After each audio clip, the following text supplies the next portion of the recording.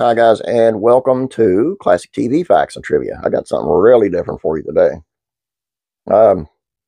You remember the Planet of the Apes are out now. It's a whole lot better than the old ones, actually. I mean, as far as your CGI and your makeup and stuff. But did you know that there was Planet of the Apes movies back then, of course? But did you know there was a TV show?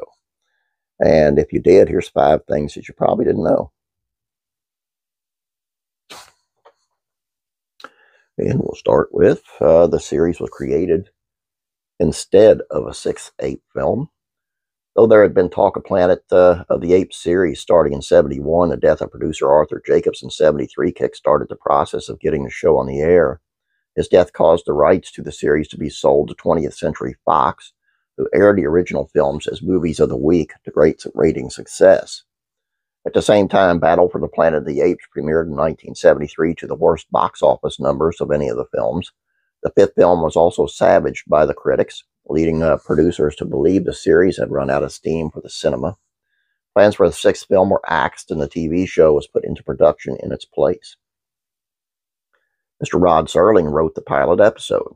Twilight Zones' Rod Serling famously wrote multiple early drafts of the 1968 Planet of the Apes movies, most of which were discarded because they would be prohibitively expensive to shoot, though the final film did retain his signature twist ending.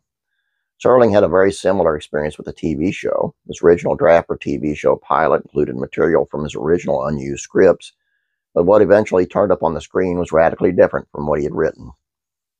He did sketch out the show's basic concept, though. 2 human astronauts, James Naughton and Ron Harper, rocket into the future and crash land on a mysterious planet, this time in the ruins of California. Once there, the show closely parallels the films. The humans navigate the world as fugitives, with angry simians on their trail, and one ape pal on their side, and that friendly ape had a very familiar face. Roddy McDowall donned the ape makeup once again, though the show exists in a different era from the films, and according to some fan theories, in a different timeline of reality, it does bear one strong connection with the film, Roddy McDowall.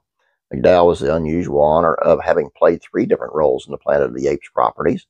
After playing Dr. Cornelius in the original film and Escape from the Planet of the Apes, Cornelius' son Caesar in Conquest of the Planet of the Apes and Battle for the Planet of the Apes, he once again put on the fuzzy wig in the series to play a young ape named Galen, an ape who, like Cornelius and Caesar, was a friend of the human heroes and also had prosthetics that looked a whole lot like McDowall's previous characters. Humans could talk, but still didn't have any power.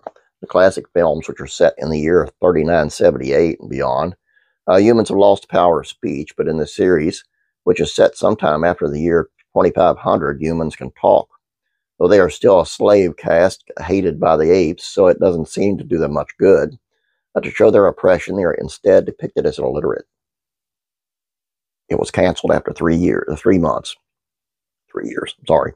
Canceled after 3 months. But not necessarily because of poor quality. Rather, budgeting was an issue. Each episode had a budget of $250,000, which would be $1.5 million in today's money. It also employed multiple makeup artists to get all ape characters suited up in prosthetics, a job that often took 3 hours per person, causing set delays. Another likely culprit is that the series, which was originally scheduled for family-friendly Tuesday night slot, instead got moved to Friday nights.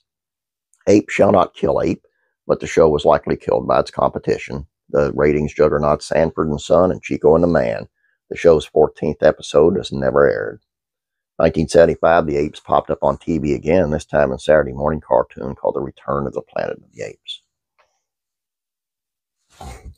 And there you go. I remember the cartoon because there was always a scene. I always remember the scene of 2 of the apes driving a pickup truck going down the road, and it was like in Texas, or it was country folk, because they had the radio on, and somebody was singing, "I'm going to whoop the humanoid out of you."